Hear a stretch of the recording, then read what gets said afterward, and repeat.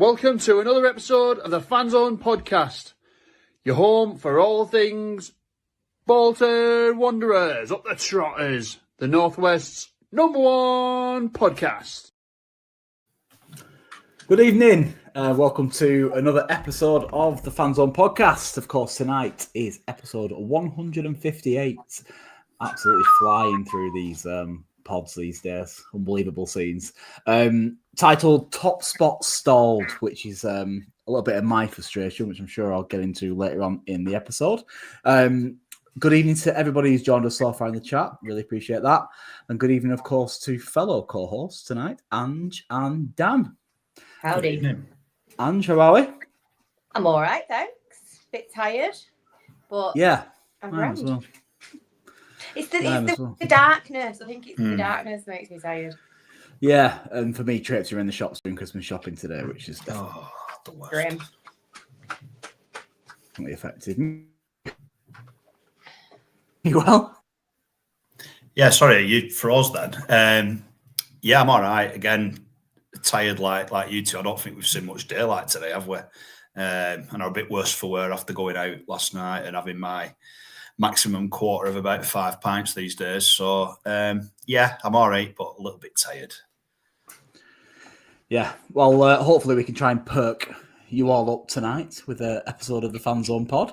Of course, Wanderers drew 0-0 yesterday. I'd probably say rather entertaining 0-0 draw for what it's worth with Bradford City.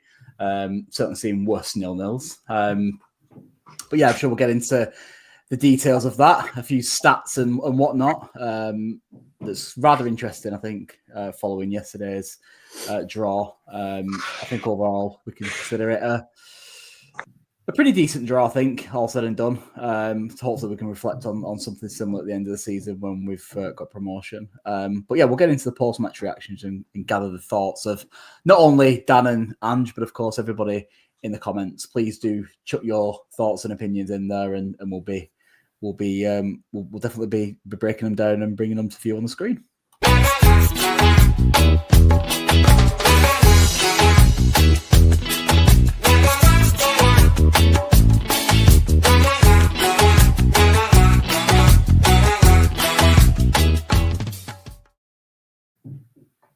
Yeah, David Jones has mentioned basically a point off kind of anybody in around the top of the team or top of the league, should I say, is always a good one, home or away. I'm going to start with Ange on that one. Are you inclined to agree with that comment, Ange? You're on mute, Ange. Yes, I am inclined to agree with David, mostly because previous seasons where we've not took a bean of the top six kind of clubs teams. I am a fan of, if you can't win, don't lose, especially when they are up and around there. And I think they probably will stay up and around there, to be fair. They weren't terrible. We just weren't great either. So yeah, so I mean, looking at like the top 8, I look at the table as we speak. We play Cardiff, Bradford, Lincoln, Stockport, Huddersfield, and Wimbledon. Of course, only team we've not played yet is Stevenage out of that top 8. Thinking about yesterday's game, Dan, and everybody else in the chat as well, do any of the mentioned clubs scare you a little bit in terms of us competing with them for that top spot? No, is the short answer. They don't scare me. There's some decent teams up there. Yesterday, I thought Bradford were solid. I didn't think they were anything overly special quality-wise, but they did a good job on us. I think given the context of the whole game, it was a decent point in the end because as much as I thought we should have been a few goals up in the first half, maybe, they had their chances in the second half and came to life a bit more with the subs. I just felt we were our passing just didn't seem as maybe quick and as crisp as it has been, and maybe that's down to them, their shape, not letting us do that. I think you do have to give credit to them. It looked very much like two decent teams who I felt like you could tell were kind of up there. On another day, we might have won, but like you said, like David said before, getting a point off teams up and around you in them top six, you got to think that was a massive monkey on our back last season and before, wasn't it? That we never used to turn up really against these teams in the top six, no matter if you thought they were better than us or not. So for you to rattle off those kind of results that we've had against the so-called bigger clubs in league, I think it's a positive thing for us. And also the run that we've been on has been really good. So taking a point there when you consider that we've done Cardiff and Huddersfield, I think it makes for quite pleasant reading, to be honest, in regards to the league table. It would have been lovely to get on top spot if we could have done. But it's so tight up there at the minute, isn't it, that a point in the grand scheme of things, I don't think it's the worst result at all. And I'm not overly gutted with it. I think it was fair. It didn't. It's definitely not done us any favours, that international break. I felt that. I think we were in such a good rhythm, and it's literally they just looked a bit off it, didn't they? Yesterday, it was just not quite joined up. Yeah, I felt like we looked a bit leggy, strangely. Yeah, we did look leggy. Yeah, having that week off, it's momentum, isn't it, as well? When the games are coming thick and fast, when you're winning, you probably want it to carry on, don't you? But like I said, credit to them. They were decent, they were solid and organised. But we can do better than that, can't we? We know we can play better than that. They executed their plan well. Yeah. They did. Yeah. And they definitely came for a draw because the whole dark arts thing came into play. 100%, yeah. So they executed it well. Yeah, I think you have to give a lot of credit to Bradford yesterday for the way that they set up, and I think the commitment, of course, I think defensively from their perspective was especially probably in the second half more so than the first, because we managed to get through them in the first half and probably should have gone 1 or 2-0 up, but in the second half they were throwing the bodies on the line and really, really committed performance defensively from Bradford and as well as from us as well. I think I'll probably get into my thoughts around kind of man of the match shortly, but I thought defensively yesterday were excellent. That is 3 clean sheets on the bounce at home, so that can never not be a good thing. I think it's as long as we carry on not conceding goals, then I think we will be in and amongst it come the end of the season. Overall yesterday, I did feel like it was 2 points dropped walking at the ground, but I feel like that probably come May. Only because I think we should have probably gone 1-0 up in that first half and probably doubled our lead as well shortly after, if wasteful somewhat in front of goal. And I think that's mirrored in the statistics yesterday and the output from an attacking point of view. The defensive points and the defensive statistics were better than the attacking statistics, so that says its own story, doesn't it, really? But yeah, definitely it's a point at the end of the day. We didn't lose, so that's definitely not a bad thing, and you got to give credit to Bradford, and of course their fantastic support, which made it feel like a proper game for once. And it doesn't often feel like that at our ground, does it, anymore, against these teams. So it's good to have a team that's going to be back so well, and you got to give them a lot of credit for that. Especially a team coming from League Two as well. Obviously, they made a good account for themselves. They made a good account for themselves, didn't they? So don't often kind of tap into the away teams very often on this. We kind of just delve into our own, don't we? But yeah, you got to give them a little bit of credit, I think. Yeah, of course. Yeah, agreed. But yeah, please continue to get your comments and chat in the chat, of course. Dan has got the job tonight of looking after Fan Focus, so he's going to be saving and highlighting some of your comments throughout the episode. So we'll make sure we delve into them shortly on the Fan Focus. So please continue to get them in the chat, and also continue in this next segment to get your man of the match in the comments, because I think this is going to be quite an interesting one this week. Because for me personally, there weren't really many standouts per se.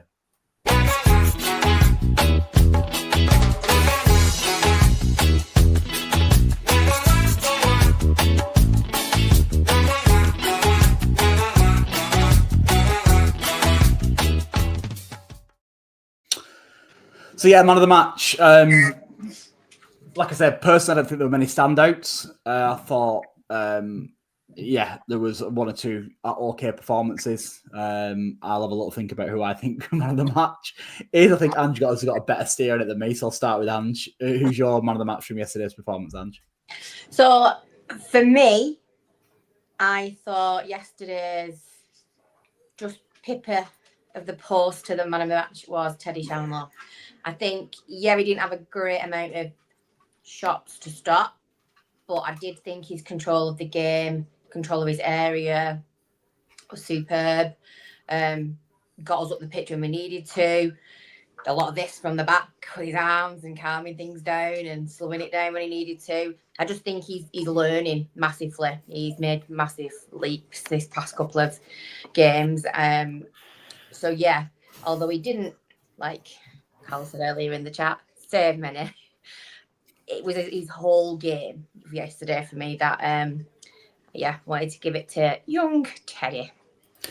Yeah, I agree. Yesterday it was good. It was definitely one of the better performers. But I think his distribution is something that hasn't really wavered at all since he's signed for the club. I think that's probably He's been his strong point, hasn't it? Attribute so far from what I've seen, as well as the commanding of his box. And they're the 2 points that I made a few weeks ago when everybody was slating him. Like, that's giving confidence to the back line, and the clean sheets all follow, and it's exactly what's happening. So before Dan gets into his man of the match, are you going to get off Teddy Shanlaw's back now, Dan, following your criticism a few weeks ago? I mean, I think it was justified. I do think it was justified. His confidence has gone up, and he's made a couple of saves, which what we said we wanted him to do, and not just in that game, but previous. He's had a couple of saves, which I think's got his confidence up now, and you're seeing that come in now with the kind of the more seeing him save shots, which I know like that's what he's there to do, isn't it? At the end of the day, but I did think he was good yesterday. I did, and I agree. I think when you've got a keeper who can come and claim the ball and not look shaky or drop it or anything, I do think that does wonders for your defence. And obviously his distribution, we know what he's like there with his feet. He's got great footwork. But yeah, no, he was good. Can't knock his confidence. He's a really confident lad. I mean, you've got to be to try ping the ball that far, haven't you? You know, and try and put it on a sixpence for people. But yeah, definitely. So it kind of segues, I guess, nicely into your man of the match then. Dan, who was your man of the match yesterday? Well, Shanlaw, I think, was like me shout out because, you know, he did really well. But I think when you got a 0-0 and they've kind of come into it in the second half a bit more, I want to say Toll again. And I'd say between Toll and Johnston, because I thought they were both absolute warriors. We know what Johnston's like when he's on it. He just leaves it all on the line. But Toll's got that...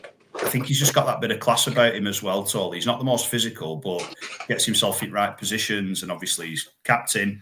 And he's carried on from a few good performances recently for us. So, yeah, I think Owen Toll would be mine. Like I said, I don't think there are any overly standout players, but when you get a 0-0 and you look fairly solid, I'll go for Tolley. Yeah. Unfortunately, we're going to have to go to the chat because we've got a split on the man of the match tonight. My choice is Jono as man of the match. I thought he was excellent yesterday. A proper George Johnson performance.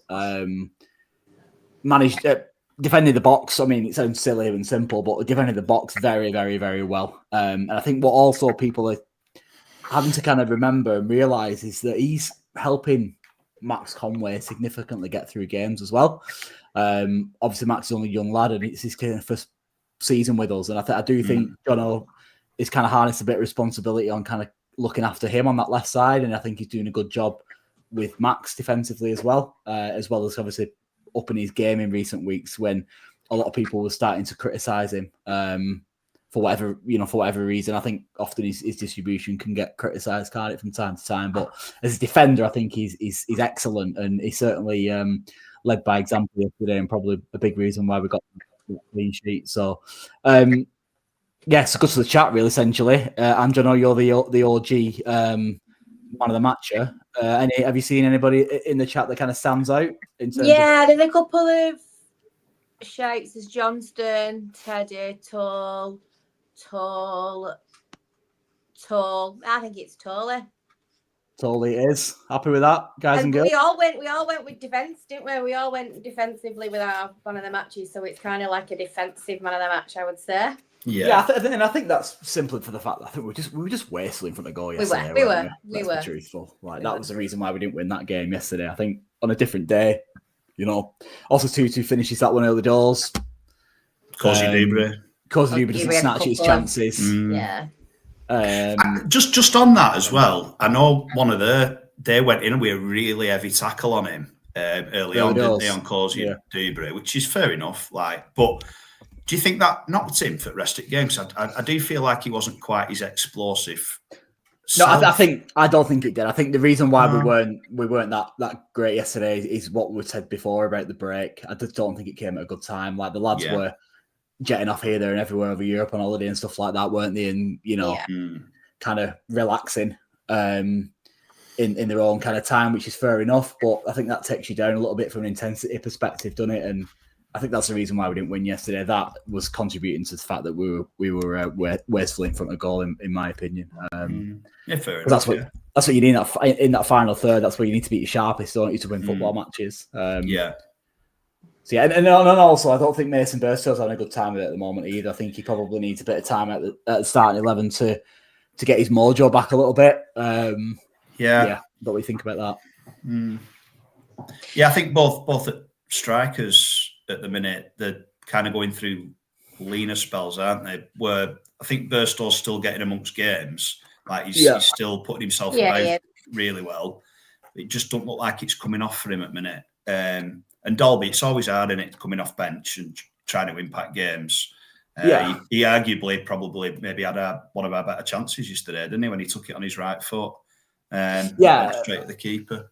I think Darby could probably count himself quite unlucky after that Huddersfield game, not to him to get himself a bit of a run in the team, personally. I thought that would have been probably just deserved because I don't know, but Mason Burstow's not scored for quite a while now, hasn't he? So I'd be games, is it, something? Yeah, exactly. I'd be a bit annoyed if I were with Dalby in that situation, to be honest. I think he can add a lot to us in that final third. So, but yeah, I mean, only time will tell. I think we're going to actually mention this. To be fair, David just brought it up about looking at a striking January window, and I think you've just starred that, Dan. So we'll keep that. We'll keep that for the fan focus because I want to have a kind of a chat about that actually. To be fair, so I'm glad that you've done that. So so are we comfortable with Total as man of the match, Ange, Dan? Yes. Yeah, with my shout. So I'm very happy. Yeah. Yeah, likewise. Gaffer's notebook time. Let's see what the stat man has to say about yesterday's performance against Bradford City.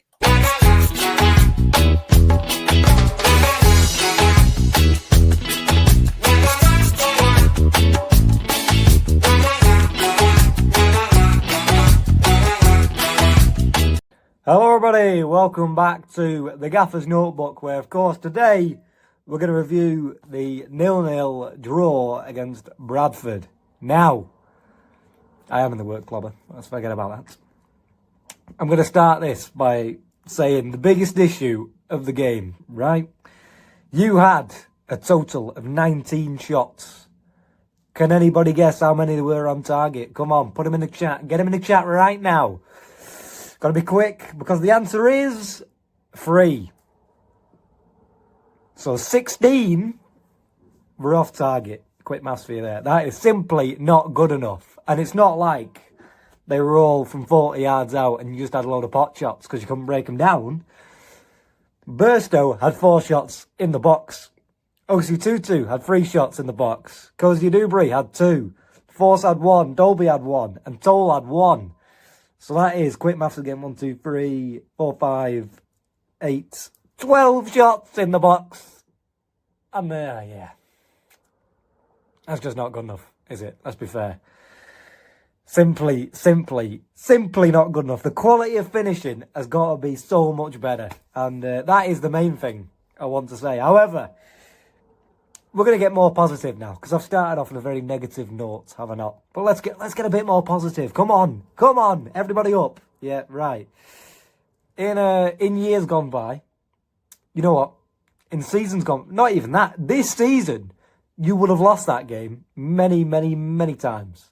However, something seems to have changed, because if we're being honest, at the start of this season, before the first 2 international breaks, you probably would have conceded a late goal, and yeah, you might have scored one yourselves, but it would have felt like you earned a point there rather than dropping one. Or dropping 2, I should say. For this game, it feels like, to me, at least anyway, it feels like you've dropped 2 points rather than gained 1. So what I'm trying to say is, you would have lost that game, but the character of the group seems to have improved. Now, whoever's done that is, they've done well, because, I just think you would have lost that game in previous months, previous days even. But to be fair, it may have just been because Mr. Sharman Lowe had an absolute cracker in between the sticks. 4 saves from 0.92 expected goals, and I can hear the stat man, we don't like XG. But basically, he could have quite easily conceded, and he didn't. So, hats off to him. You know, he needed a good performance, did he not? After his slightly inconsistent start to the season. So, you've got to say fair play. He did well when you needed him. And he also made a high claim. He acted as a sweeper on occasion when he was needed. So, yeah, it was a decent performance from Sharman Lowe. And, but yeah, I think that the whole defensive group appears to have switched on somehow, some way. They've put the start of the season behind them. Not like it was bad, obviously, it was pretty decent, but you did concede a lot of sloppy goals in the dying moments of a game that you probably shouldn't have done. And I feel like you could have done it against Bradford, but you didn't, so let's move on. I also want to give a big shout out to Mr. Christie at right back. Now, he was a very late signing, was he not? But he has been quietly unreal, right? And that's a big word to use, but his cheeky nutmeg on the halfway line next to the touchline, next to the Gaffers, was bloody beautiful for a 32, 33-year-old man, however old he is. But his all-round game was pretty quality as well. He created a chance and completed the joint most dribbles of anyone in the whole game. Now, that was 1, but still. His defensive game, though. Actually, I missed out arguably the best out of them all. 13 passes into the final third. Let me say that again. 13 passes into the final third from right back. Quality. But yeah, his defensive game, 11 defensive contributions, 9 clearances, 6 headed clearances, 4 ball recoveries, and 10 duels won, which, believe it or not, was the most of anyone. A quality performance. And now, would he even have played if you didn't get injuries in that position? Who knows? But my God, he's doing well. And he's got to stay in the team. So, what I want you to take from the Statman segment today is actually not the stats. It's, you drew. Maybe you could have won. But let's not forget, Bradford, they've been unreal start of the season. They were 3rd before yesterday's game. And, they've not been on the best form of late. But there was an international break. They were ready to start going again. And you stopped them straight away. Kept the clean sheet. You've got to be happy. Yes, the shooting's got to be better. Yes, the other plays could be better. But take the positives. Move on to next week. And that is where I'm going to end my segment. So I'll let you enjoy the rest of the podcast. And I'm sure I'll see you very soon. Goodbye. Did we miss Cyrus Christian for the man of the match shout? Yeah, I think we might. I think we might have done, mightn't we? Sounds like it, doesn't it? I mean, I thought he had a good game. He's been solid on every game, pretty much. He's played for us. But you know what with him, Dan? I come to expect them performances from a player of his caliber. I think that's part of the reason why. Right. Yeah, because I think my default is this is probably an incorrect way of looking at things, but when you have a player like him who's played at the highest level, I'd expect him to perform with ease in League One. And that's probably part of the reason why I kind of not thinking about him, if that makes sense. I don't know whether you agree. Yeah. Well, I mean, obviously they come with a pedigree, don't we? Obviously, he's like the wrong side of 30, but I think for me... He's 31, isn't he? I think he might be a bit older than that. Is he? Potentially. But I think with me, because he didn't get fixed up with a club for quite a while, did he? Which is obviously down to himself. When you hear him speak, he's had offers and they didn't feel right for him. But I think for him to come in with no real pre-season other than doing it at the FA, he's going great guns for us, isn't he? And it's we've needed a proper competition for Cogley for a while, haven't we? I think. And 33 years. Yeah, I've just checked it now. Yes. And I think the two different kind of fullbacks, aren't they? Like he's I don't know where Cole's going, you can just see the top of my head. I'll try and stand up. Oh, there you are. I was with what you're saying, and that I apologize. Yeah, no, it's all right. I was just saying it's good to have the competition with Cogley. They're two different kind of fullbacks, aren't they? But both have different kind of qualities, and it's nice to see him getting on set pieces as well. Because I know we said a couple of weeks ago, a bit of a surprise seeing him there. Because I wouldn't have necessarily associated Cyrus Christie with set players, but there've been some decent deliveries. So yeah, he's been a great addition for us. Speaking of stats. Yesterday's game against Bradford was Stephen Schumacher's 40th game in charge of Bolton Wanderers, winning 18, drawing 9 and losing 13, of course, with a win percentage of 45%. Now, of them games, he's only drawn 0-0 in one other. Now, I'm going to put it out there to both Dan and Ange, although Ange knows because I told her before it starts. But in the chat, can you remember the game that it was that we last drew 0-0? And for a bonus point, what month was it in? And I should have remembered because I went. But you can't remember. But I couldn't remember who it was. I think the fact that it's only 1-0 other than yesterday is quite impressive, I think, and good from an entertainment perspective, given the fact that that's his 40th game in charge. So that's an interesting one. And whilst you have a little think about that, I'll just run through the fixtures remaining for going into December, should I say? Because obviously we've got Luton next week, and I think we should expect us to put in a performance against Luton next week and hopefully pick up a result. But beyond that, I think that's where we can be quite confident that we're going to be hopefully fighting for that kind of top 2 spot, because we play a selection of games that you'd expect us to come out with a good amount of points from. So we've got this is throughout the month of December: Mansfield away, Exeter at home, Wickham away, Rotherham at home, and Mansfield at home once again. So on paper, of course, that does seem like a good run of fixtures. But I think that's why yesterday's performance, just leaning into what Callum has just said, take it and just kind of move on to the next, because I think we can hopefully, by 5 o'clock against Luton next week, we can look forward to a December where we can pick up quite a lot of points. Jordan has got the point. It was, of course, Wrexham, and that was Wrexham away.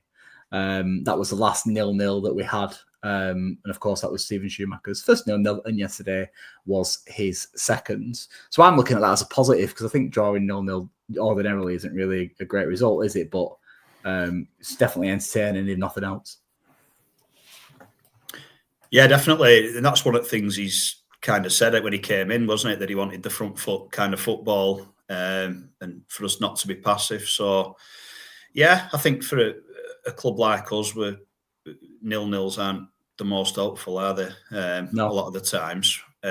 So yeah, to get 2 in that run of games, which is obviously including some bad results towards back end of last season. Yeah, good going. Absolutely.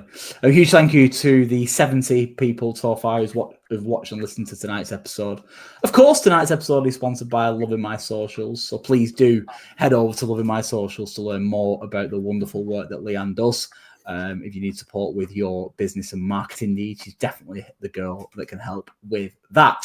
Let's have a little think about the 3 up, 3 down, positives and negatives. And actually, we can do a 3 up, 3 down tonight because, of course, there are 3 of us co-hosting. Look at that.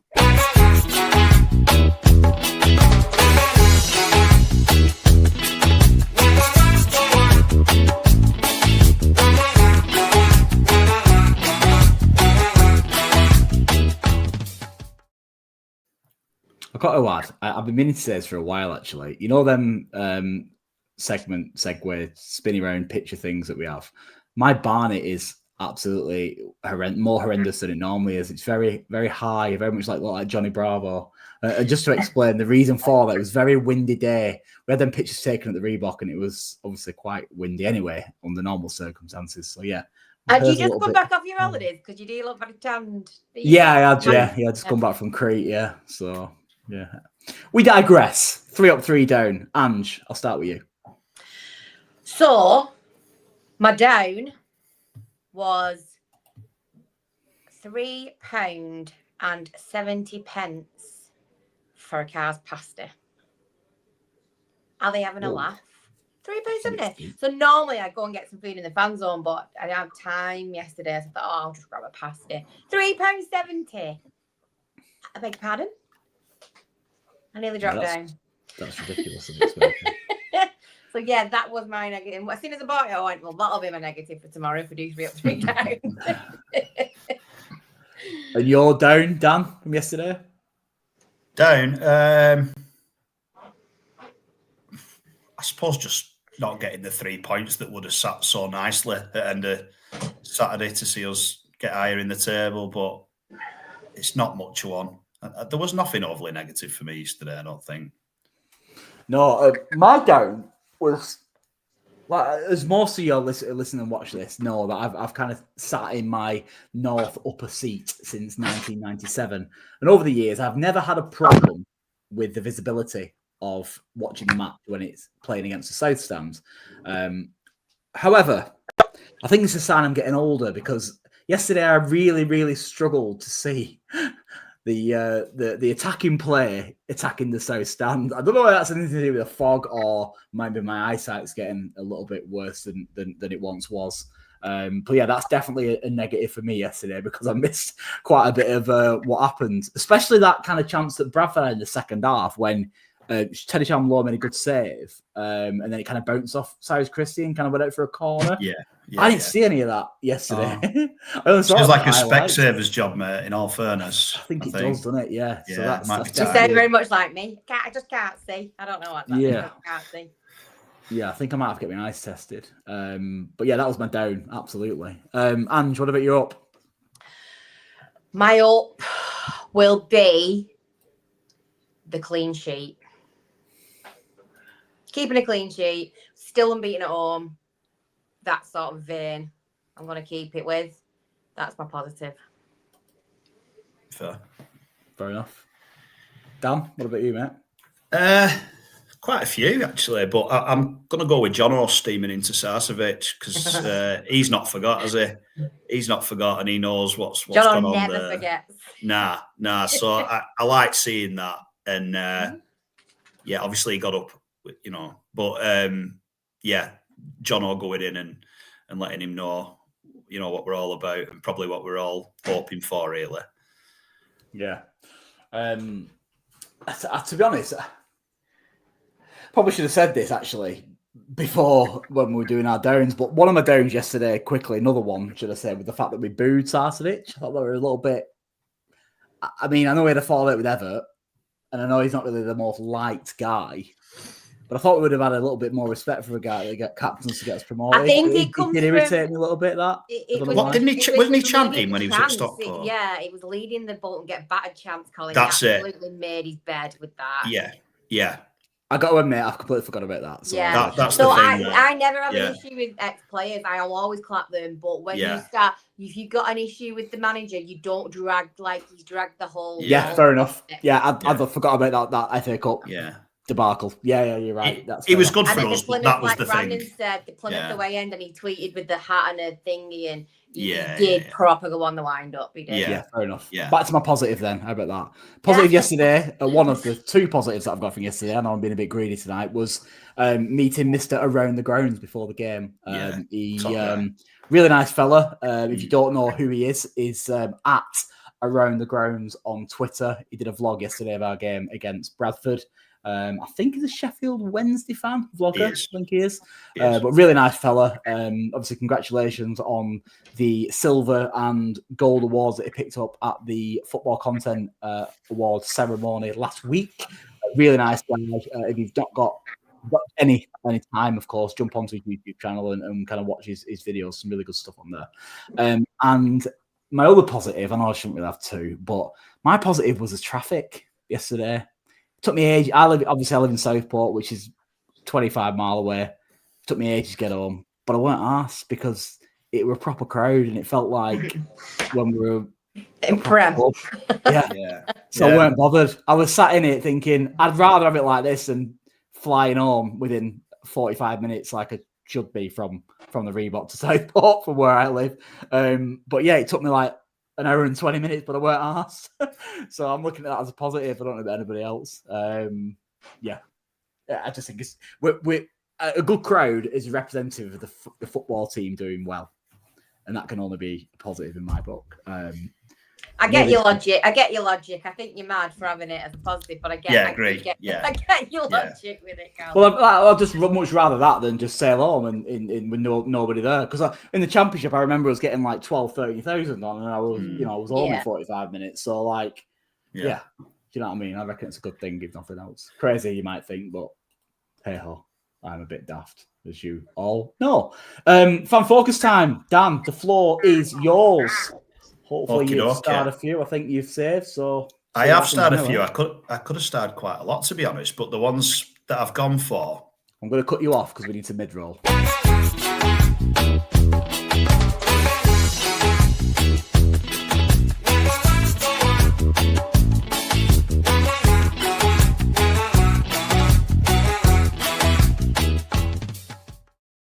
Yeah, shoddy timing from me. Apologies for that. Oh, yeah. So the ones that I've gone for, there's one from Phil Revel. I'm not sure how you pronounce that. Saying we look solid for the first time in ages. 42 years of following. I'm confident we'll hit the front in the new year. Finally get out of this Tin Pot League as champs. A few will go in Jan though, and I wanted to think, because obviously it's coming up now, isn't it? January window, and kind of where are our heads at in terms of what do we think is going to go on? Because prior to that, prior to recently, I didn't think we would do much business, but I know someone else put in the chat about a striker potentially. And yeah, we've got two strikers at the minute who I wouldn't say they're struggling, but they're obviously not on in the purple patches or anything like that. So would that be something that someone that we should be looking at potentially come January? I'm making notes, Ange, so I'll let you answer that because I've got a few players I've got up my sleeve. Go on. He's an agent now. I would, yes, agree that we probably do need to bolster that front a little bit. I'm not going to say the I word, but if players were to pick up any I's, then we're going to really struggle. And also want to put about we need Andy show back. I'm not sure. So there's loads of rumours at the minute, aren't there, that they've been told to strip the squad back in. Didn't sound like that when we were speaking to Fergal, did it, Colin, at the thing at the club? Did not say definitely not. That was any. He's been given everything he's needed for that squad. What he asks for, he gets pretty much. He's under no pressure to strip the squad. That's a lot of bollocks. No. So I don't know what that's about. But I do think that we could maybe going to see some movement out.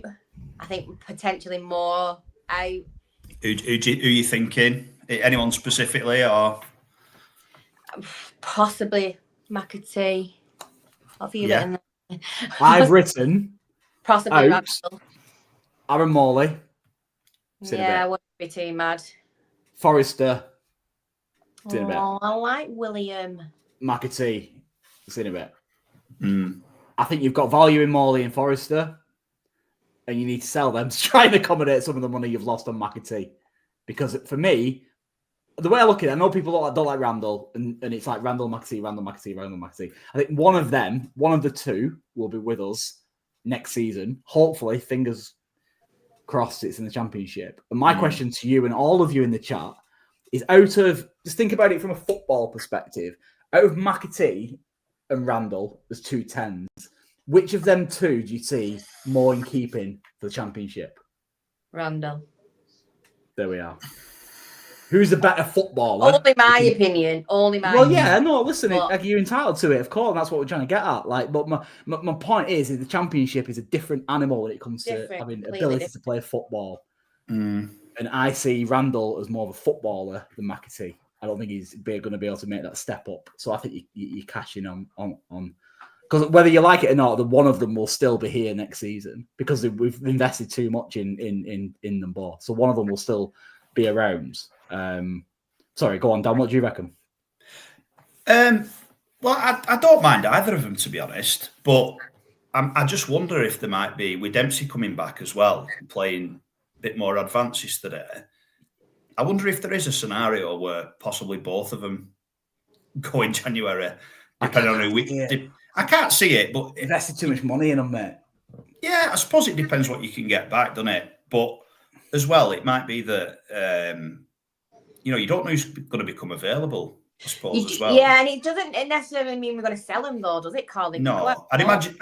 Yeah, I would imagine. No, true. It'd be probably a loan, to be honest. True, but often the loans are viewed with a permanent, aren't they, in January? Yeah, but I'm just saying. Do you think it might be like within realms of possibility that they could both go? Because we've got Force, obviously, and we've got returning Dempsey. There's going to be big question marks over whether he can stay fit. I think the old crowd breathed a collective silence, weren't there, when he went down holding his knee or leg, whatever it was.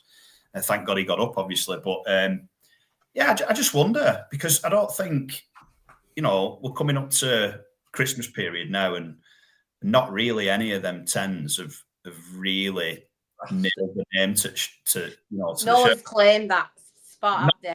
Not at all. They've all looked decent at different times, but not consistently. Sorry. And the other comment there about right wingers for Cozy Ujibre, I think that's a decent shout as well. Yeah, absolutely. But I do think we've got an option of kind of generating a little bit of money as well. I think with some of these players in, be it January or the summer. I don't know what it is. Like I said, I just think that one of either McAtee or Randall will be with us come start next season. And I know personally which one I would rather have. But everyone's entitled to their own opinion, I guess. Yeah, I've another one that I've starred for this was said tongue in cheek, I imagine, because there was quite a lot of a couple of laughing emojis at the end. But we need Adi Biagio back. Is there a future for Vic, like when he gets fit, or do we think, because he's not really played much, has he, under Schumacher? Played at all. Has he not played at all? No. So do we think that there might be a scenario where he comes back and he gets a chance, or is he? Honestly, the short answer, yes, I do. Because the reason why is quite simple in my mind is under Everett, he was never an Ian Everett centre forward. Like how and why we signed him as a striker under Everett, I have absolutely no idea. Yeah. However, was he signed with the original football geezer? What was his name? Phoenix. No. But if you look at the successful striker under Ian Everett, it was Dion Charles. And if you compare Dion Charles to Vic, they're completely different strikers.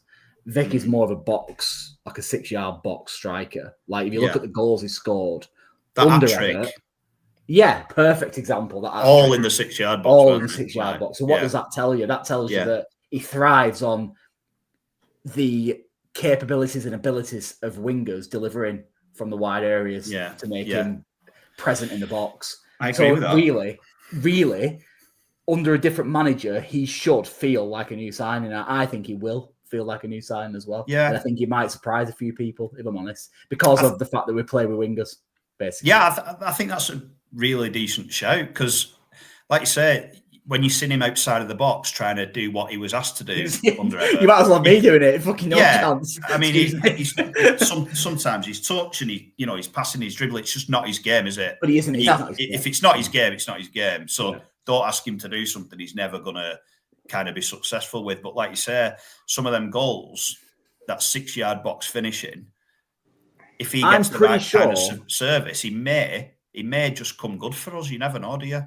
I'm pretty sure you could probably watch back all of his goals, and I'd probably say at least 95, if not higher percentage, are all within that kind of 6-yard box penalty spot area. Yeah, 100%. So, what is he? He's back in training, isn't he? Yeah, full contact. Yeah, just these games, these B team games. I'm guessing. Yeah. So I would. I mean, we might as well just have a look at him. Have a look. Let's have a look. Yeah, let's have a look. Yeah. See how he gets on. Yeah. There'll be people in this. People sat at home now listening and watching this, thinking, "What the hell are you three talking about, Vic?" I know. Seriously. Yeah, but for all the reasons you've just said, Colin, that we didn't play with wingers, and he will be getting service. About times yesterday we just want someone in the box, and you're like, Yeah. Like it might work, people. He was like, it might work. I think he deserves a second chance personally under a different manager. That's another thing. And I think we've all got a duty to kind of get behind him and don't write him off because he's going to be like a new signing. To be honest. I think that's the key thing, and it just don't write him off yet because we don't know what he's going to bring to this team under this style of play. You've almost just got to put it behind you what he was under Everett, and then I think you do start again. Yeah, 16 in 68 games for Vic, all under Ian Everett. Yeah. I mean, it's not great, is it? Didn't play to his strengths at all. 1 in 3. Is that 1 in 3? Is it? Give or take, roughly. Oh God, I can't do that maths. 32, 36, 1 in 4-ish, maybe. 1 in 3.5, something like that. Yeah, maybe that's not that bad then. I don't know. So I think that's kind of where we're at there for Fan Focus. To be honest, we mentioned the striker. I know it was David Jones who mentioned that about a striker. I think we touched on that, didn't we? And that's kind of tied in with Vic as well, potentially coming back. Interesting. No, it's good. Really good stuff.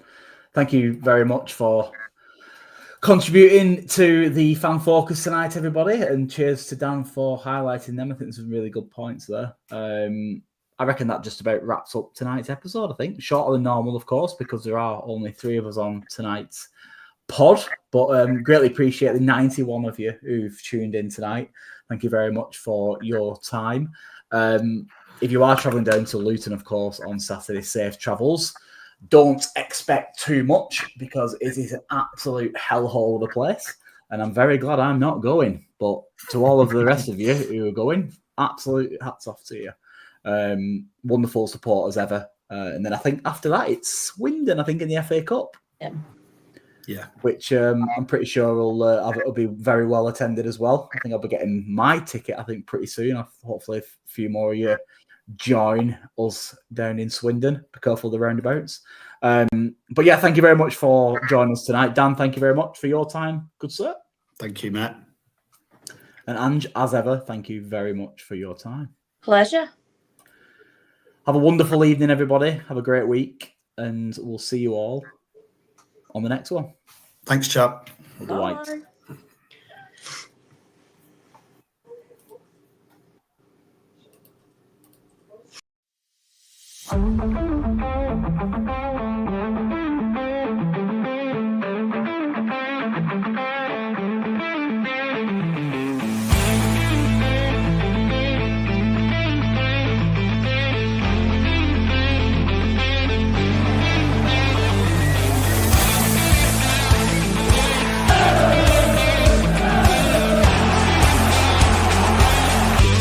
Yeah, unreal. Boys are